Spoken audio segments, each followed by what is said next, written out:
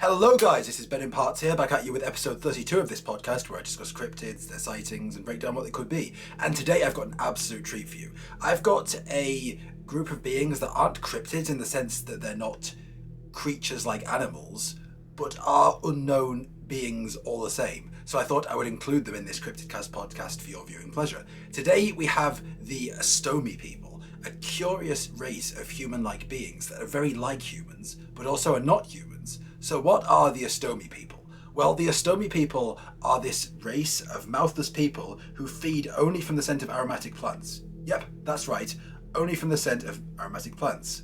Megasthenes places this race in India, near the source of the Ganges River, where they allegedly live. According to him, they have hairy bodies, no mouths, and they don't eat food.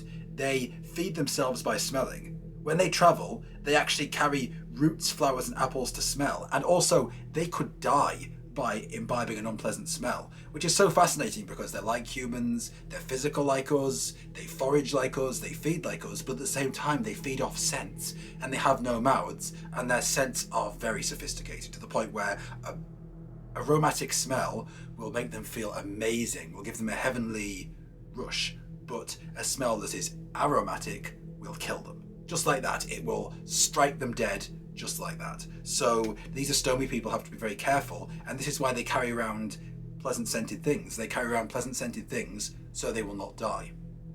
And it's amazing to me because when you think about it, humans need a very certain amount of oxygen so they don't either suffocate or get deprived of oxygen and die, whereas the Astomi people need pleasant smells all the time. So we're both, in a sense, based crucially around the air for survival. And this is what these Astomi people do. They must have good smelling air at all times, or at least neutral smelling air, or they get wiped out, which is one of the reasons allegedly why they keep away from certain dirty rivers, unpleasant places, negative places, unclean places, because they can die. And someone on here, I found this online, it's wonderful, has done a picture of an Astomi person in the modern era wearing a gas mask that's constantly pumping pleasant scents to them, which I think is wonderful. I think that if they exist, this is absolutely what they have to do. Much like humans, astronauts on the moon need oxygen, they need pleasant scents. So it shows them not really that different to us.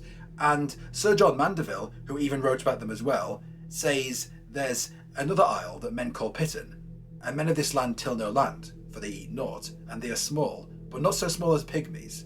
These men live with the smell of wild apples, and when they go far out of the country, they bear apples with them, for anon, as they lose the savour of apples, they die. So Sir John Mandeville has told of another group of people living on an island who must imbibe the scent of apples at all time, and must have apples at all time, or they will die. And it makes me wonder, are these Astomi people and the people of Piton, are they the same place in the sense that they are different places but have the same anatomy, same vibe, same society? Is there a link between Piton and Astomi? Did these two peoples spread out from one common root? Did one group of people originally come from the other? It's so fascinating. And also, Pliny the Elder, in his Natural History, his famous Roman history book, has talked at length of the Astomi people. He writes, "At the extreme boundary of India to the east, near the source of the Ganges, he, the historian Megasthenes, from the 4th century BC, puts the Astomi tribe, that has no mouth, and a body hairy all over. They dress in cotton wool, and live only on the air they breathe, and the scent they inhale through their nostrils. They have no food or drink except the different odours of the roots and flowers and wild apples, which they carry with them on their longer journeys so as to not lack a supply of scent. He says they can easily be killed by a rather stronger odour than usual." So, just like the people of Piton, the Astomi people also use apples. It makes me think that they are definitely the same species of people, but in a different location, in a different place, and with a different culture. So, if they exist, what are the Astomi people? Well, to me, I've never known of a being that, like us, that can survive on intangible things in order to survive. Beings like us need nourishment all the time, physical nourishment through the mouth. So one of my thoughts is they must be a unusual brand of human that we don't yet know about. Maybe a group of humans has evolved and changed in a different way over time, has adapted to their surroundings. Another thought of mine is that maybe this could be a group of nature spirits, aka spirit guides, aka fairies, aka jinns, aka demons. Different cultures call them different things, but these are a spiritual group of people rather than physical and tangible like us. And so, much in the same way as jinns in Islamic history are talked about as feeding on bones through the energy of bones, these people feed on sense and feed on the energy of things that give out pleasant smells. Maybe that's something to do with it. Maybe there's energy from these things that, since they are beings of energy, gives them a kind of invigorated life.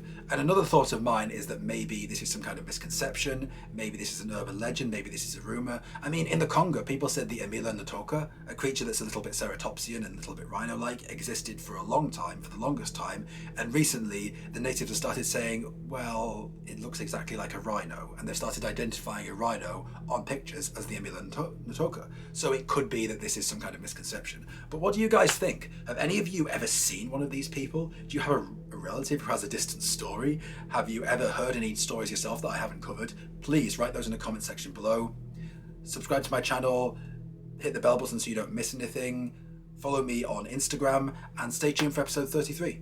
Please leave me a suggestion of what you'd like to see. I read all your suggestions and I get back to them as soon as possible.